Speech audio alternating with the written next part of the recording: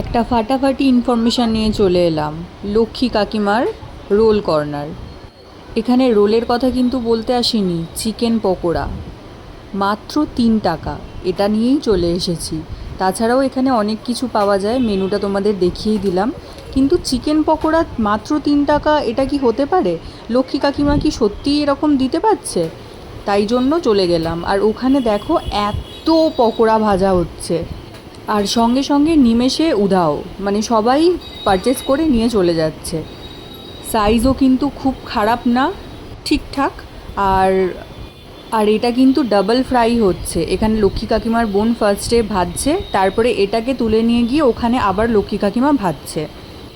So দেখতে গেলে তো একেবারে ফাটাফাটি জিনিসটা তৈরি হচ্ছে। আর এখানে এই আমরা 3জন গিয়েছিলাম খেতে, একটু খুনসুটি করছিলাম ওদের সাথে, হাসি ঠাট্টা। কিন্তু সবথেকে মেন আকর্ষণ হলো আজকে লক্ষ্মী কাকিমা, তার বানানো 3 টাকার পকোড়া। কোথায় পাবে? এই যে দেখতে পাচ্ছ, এটা হলো ঢাকুরিয়া ব্রিজ, আর অপোজিটেই দেখতে পাচ্ছ ইন্ডিয়ান অয়েল। সেই ইন্ডিয়ান অয়েলের ঠিক অপোজিটেই লক্ষ্মী কাকিমার দোকান। তোমাদের লোকেশানটাও দেখিয়ে দিলাম। আর একদম নিয়ারেস্ট, ঢাকুরিয়া ব্রিজ থেকে নেবেই 2 মিনিট হাঁটলেই তোমরা পাবে। আর লক্ষ্মী কাকিমার দোকানের অপোজিটেও দোকানটাও দেখে নিলাম। এবার চলো টেস্ট করার পালা। হ্যাঁ, খেতে তো দারুণ, মুচমুচে আর টেস্টি। আর চিকেনটাও কিন্তু ফ্রেশ, এখানে কিন্তু কোনো খারাপ চিকেন ইউজ করা হচ্ছে না। আমরা কিন্তু খুব ভালোভাবে এনজয় করলাম, খেলাম, আর পেটেরও কিন্তু কোনো প্রবলেম হয়নি। সো তোমরাও এখানে যেতে পারো আর এটা খেতে পারো।